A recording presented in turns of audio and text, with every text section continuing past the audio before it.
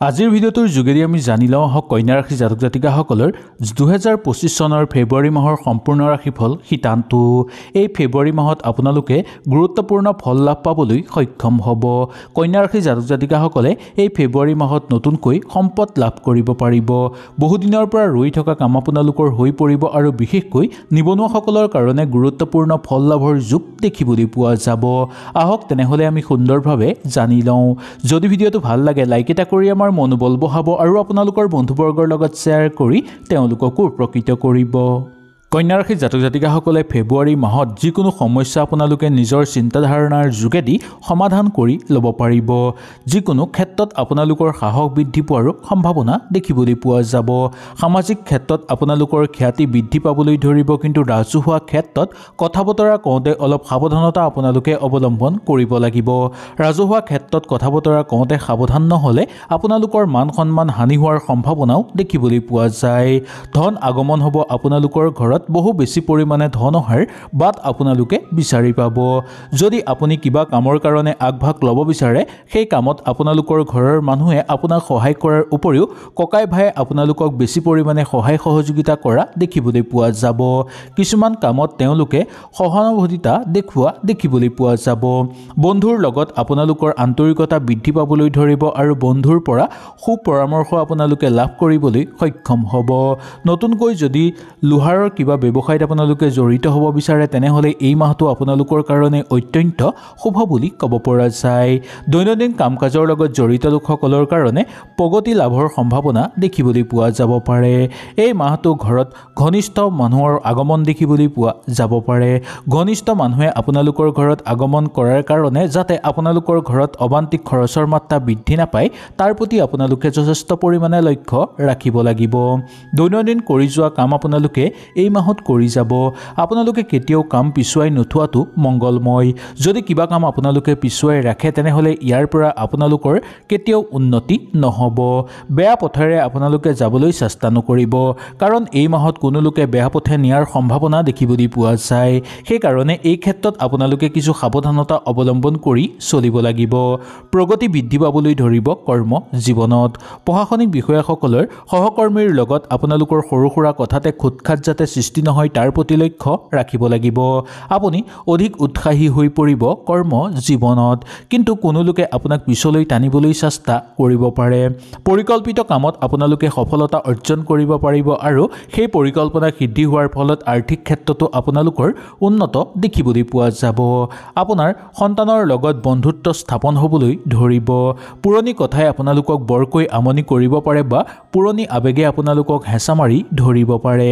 আপোনাৰ চেষ্টা আপুনি নিশ্চয় কৰি যাওক, সেই চেষ্টাৰ উচিত ফল আপোনালোকে লাভ কৰিব পাৰিব।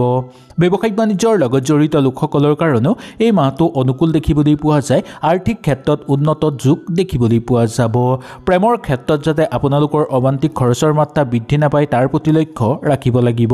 কিন্তু এনেই প্ৰেমত আপোনালোকৰ শুভ দেখিবলৈ পোৱা যায়। সংগ সুখ আপোনালোকে লাভ কৰিব পাৰিব। নতুন দিশৰ পৰা আপোনালোকৰ প্ৰেমৰ যোগ নামি অহাও দেখিবলৈ পোৱা যাব। ইয়াৰ অৰ্থ হ'ল যিসকল লোকে প্ৰেমৰ অপেক্ষাত ৰৈ আছে, তেওঁলোকৰ জীৱনলৈ প্ৰেম অহাৰ সম্ভাৱনা দেখিবলৈ পোৱা যাব। কন্যা ৰাশিৰ জাতক জাতিকাসকলে নতুনকৈ প্ৰেমৰ প্ৰস্তাৱ দিব বিচাৰিলেও আপোনালোকে দিব পাৰিব। ব্যৱসায়ত যিমানেই যি নহওক কিয়, আপোনালোকে সেই ব্যৱসায় কেতিয়াও এই মাহত এৰি দিয়াটো উচিত নহয়। যদি কোনো লোকে আপোনালোকক বেলেগ পথ দেখুৱাই, তথাপিও পুৰণা কৰি থোৱা ব্যৱসায় আপোনালোকে কেতিয়াও এৰি নোযোৱাটো আপোনালোকৰ কাৰণে মংগলময় হৈ পৰিব। আনৰ কথাৰ মতে চলিলে কিন্তু এই মাহত আপোনালোকৰ লাভ হ'ব। যদি বেলেগৰ কামত আপোনালোকে মন দি চলে, তেনেহ'লে সেই কামৰ পৰা আপোনালোকে ভাল ফল লাভ কৰিব পাৰিব। যদি আপুনি এনেকুৱা কৰে, তেনেহ'লে আপোনালোকৰ ডাঙৰ সমস্যা সমাপ্ত হৈ পৰিবলৈ ধৰিব। যাত্ৰা আৰু ভ্ৰমণৰ কাৰণে আপোনালোকে নতুন ব্যক্তি লগ পাব পাৰিব আৰু নতুন ঠাই চিনাকি হোৱাৰ সম্ভাৱনা দেখিবলৈ পোৱা যায়। বিবাহ এবং বৈবাহিক জীৱনৰ ক্ষেত্ৰত আপোনালোকৰ ভগৱানৰ আশীৰ্বাদ দেখিবলৈ পোৱা যায়, যাৰ ফলত আপোনালোকৰ বৈবাহিক জীৱন সুন্দৰ হৈ পৰা দেখিবলৈ পোৱা যাব। সীমাহীন কিছুমান কামত যাতে আপোনালোকে সোমাই পৰি আপোনালোকৰ সময় অপব্যয় নকৰে, তাৰ প্ৰতি লক্ষ্য ৰাখিব লাগিব। নিজৰ ওপৰত ভৰসা ৰাখি যদি যিকোনো কাম আপোনালোকে হাতত লয় বা পৰিকল্পিত কাম আপোনালোকে হাতত লয়, তেনেহ'লে সেই কামৰ পৰা আপোনালোকে উচিত ফল লাভ কৰিবলৈ সক্ষম হ'ব। শৰীৰ কিন্তু আপোনালোকৰ দুৰ্বল হৈ পৰিব কৰিব পাৰে সেইকাৰণে বিশেষকৈ স্বাস্থ্যৰ প্ৰতি আপোনালোকে লক্ষ্য ৰাখিবলৈ চেষ্টা কৰিব ইয়াৰ বাহিৰেও ঘৰৰ মানুহৰ স্বাস্থ্যৰ যাতে অৱনতি নঘটে তাৰ প্ৰতিও লক্ষ্য আপোনালোকে ৰাখিব অতিৰিক্ত ধন আপোনালোকে ব্যয় কৰাৰ আগতেই ভালদৰে ভবা গুণা কৰিব নাভাবি নুশুনি কিছুমান কাম কৰাৰ ফলত প্ৰচুৰ পৰিমাণে অৰ্থৰ হানিৰ হোৱাৰ সম্ভাৱনা দেখিবলৈ পোৱা যাব নাতিপুতি ঘৰত আগমনৰ ফলত আপোনালোকৰ ঘৰত সুখ শান্তি বৃদ্ধি পাবলৈ ধৰা দেখিবলৈ পোৱা যায় ইয়াৰ বাহিৰেও আপোনালোকৰ ঘৰত এনেও আনন্দময় পৰিৱেশ এই ফেব্ৰুৱাৰী মাহত দেখিবলৈ পোৱা যায় যদি কৰ্মক্ষেত্ৰত ভাল ফল পাব বিচাৰে তেনেহলে নিশ্চয় কৰ্মৰ প্ৰতি নিজৰ দায়িত্ব অৰ্পণ কৰিবলৈ চেষ্টা কৰিব যিকোনো ঘৰৰ মানুহে আপোনাক যাতে অপমান কৰিব নোৱাৰে তাৰ প্ৰতি আপোনালোকে লক্ষ্য ৰাখিব লাগিব কোনো আত্মীয়ৰ পৰা আপোনালোকে সুপৰামৰ্শ পোৱাৰ বিপৰীতেও আপোনালোকে টানকৈ কথা শুনিবলগীয়া হ'ব পাৰে তাৰ প্ৰতি লক্ষ্য ৰাখি নিজকে অলপ বচাই চলিবলৈ চেষ্টা কৰিব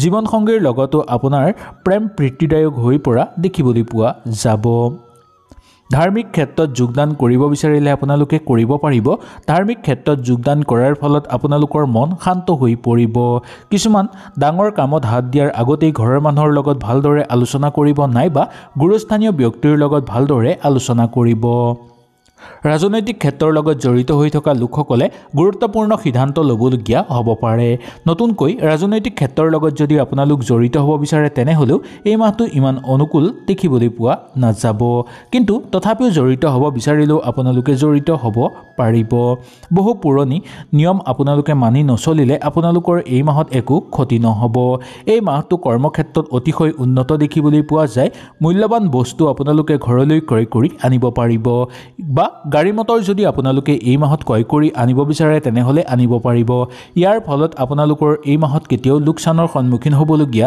নহ'ব আগৰ পৰিকল্পিত কিছুমান কাম কৰাৰ ক্ষেত্ৰত পৰিয়ালবৰ্গই আপোনালোকক সহযোগিতা কৰিব প্ৰেমৰ যোগেদি আপোনালোকে পৰিয়ালৰ মাজত এক সুসম্পৰ্ক স্থাপন কৰিবলৈ সক্ষম হোৱা দেখিবলৈ পোৱা যায় এই মাহত আপোনালোকৰ আত্মবিশ্বাস বৃদ্ধি পাবলৈ ধৰিব আৰু বুদ্ধিৰ বিকাশ ঘটিবলৈ ধৰিব যাৰ ফলত আপোনালোকৰ পৃষ্ঠাত উন্নতিৰ যোগ দেখিবলৈ পোৱা যায় কৰ্ম জীৱনত আপোনালোকৰ ঘৰলৈ পছন্দৰ মতে কৰ্ম আপোনালোকে আহিব বা আপোনালোকে যদি কিবা কৰ্মৰ কাৰণে আগভাগ লৈ থৈছে তেনেহলে সেই কৰ্মৰ উচিত ফল আপোনালোকে পাব আৰু লগতে মনে বিচৰা কৰ্ম আপোনালোকে লাভ কৰিব পাৰিব বহু কেইটা সুযোগ সুবিধা আপোনালোকৰ হাতলৈ আহিব কিন্তু সেই সুযোগ সুবিধা লোৱাৰ আগত আপোনালোকে দুই এবাৰ ভালকৈ চিন্তা চৰ্চা কৰি ল'ব কিন্তু সুযোগ লোৱাৰ পিছত যাতে আপোনালোকে কষ্ট পাবলগীয়া নহয় তাৰ প্ৰতিহে অকমান লক্ষ্য আপোনালোকে ৰাখিব লাগিব কিশোৰসকলৰ কাৰণে এই মাহটো অতিশয় শুভ দেখিবলৈ পোৱা যায় আপুনি পৰ্যাপ্ত পৰিমাণে ঘৰত খৰচৰ মাত্ৰা কমাবলৈ চেষ্টা কৰিব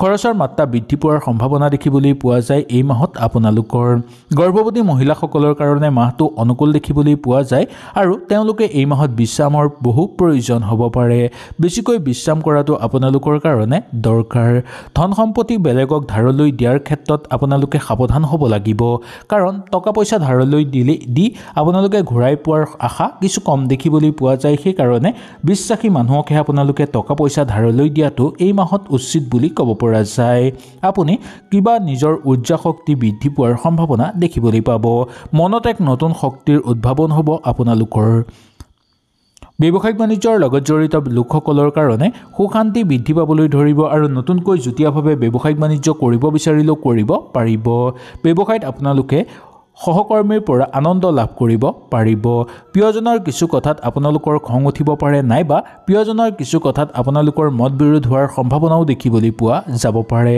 ৰাজনৈতিক অৰ্থাৎ যিকোনো বিবাদিত কামত আপোনালোকে সোমাই নপৰাটোৱেই মংগলময় যদি কিবা বিবাদৰ মাজত সোমাই পৰে তেনেহলে আপোনালোকৰ একো উন্নতি নহ'ব ওচৰ চুবুৰীয়াৰ ক্ষেত্ৰত আপোনালোকৰ ইমান সমস্যা দেখিবলৈ পোৱা নাযায় আৰু ওচৰ চুবুৰীয়াই আপোনালোকৰ বৈবাহিক জীৱনত সমস্যা যাতে সৃষ্টি কৰিব নোৱাৰে তাৰ প্ৰতিও আপোনালোকে লক্ষ্য ৰাখিব লাগিব আপুনি বা আপোনালোকৰ জীৱন সংগীৰ মাজত আপোনালোকে এজন ভাল বন্ধু বিচাৰি পাব আৰু আপোনালোকৰ সম্পৰ্ক বহু শক্তিশালী হৈ পৰাৰ সম্ভাৱনা দেখিবলৈ পোৱা যায় গোটেই মাহটো আপোনালোকৰ সঠিকভাৱে পাৰ হ'ব আৰু শুদ্ধভাৱে পাৰ হোৱা দেখিবলৈ পোৱা যাব পাৰে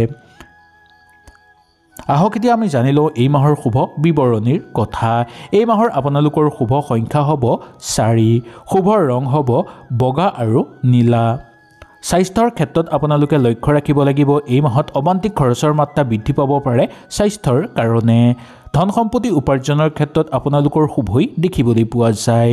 ধন সম্পত্তি লাভ হ'ব আৰু কৰবাৰ পৰা হঠাৎ অৰ্থৰ আগমন হ'ব। পৰিয়ালৰ মাজত আনন্দময় পৰিৱেশ বিৰাজ হ'ব।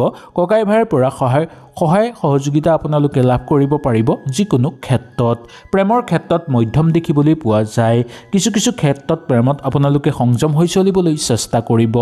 চাকৰি বাকৰি কৰা লোকসকলৰ কাৰণে কৰ্মক্ষেত্ৰত আপোনালোকে ব্যস্ততাৰ মাজত সোমাই পৰিবলগীয়া হ'ব পাৰে আৰু নতুনকৈ চাকৰি বিচাৰি থকা লোকসকলৰ ঘৰলৈ নতুন ভাল খবৰ অহাৰ সম্ভাৱনা দেখিবলৈ পোৱা যাব। বৈবাহিক জীৱনত সুখ শান্তি আৰু আনন্দ আপোনালোকৰ বৃদ্ধি পাবলৈ ধৰিব। কিন্তু বৈবাহিক জীৱনৰ মাজত যাতে তৃতীয় পক্ষৰ প্ৰৱেশ নহয় বা ওচৰ চুবুৰীয়াই যাতে বৈবাহিক জীৱনত কণ্ডল সৃষ্টি কৰিব নোৱাৰে তাৰ প্ৰতি আপোনালোকে লক্ষ্য ৰাখিব। হয়তো এই ভিডিঅ'টোৰ যোগেদি আপোনালোকে সুন্দৰভাৱে বুজি পালে। যদি কিবা অসুবিধা পালে নিশ্চয় মোক তলত কমেণ্ট কৰি জনাব। তেনেহ'লে আজিলৈ আপোনালোকৰ ওচৰৰ পৰা বিদায় লৈছোঁ। কালিলৈ পুনৰ আপোনালোকক লগ পোৱাৰ প্ৰতিশ্ৰুতিৰে আজিলৈ নমস্কাৰ।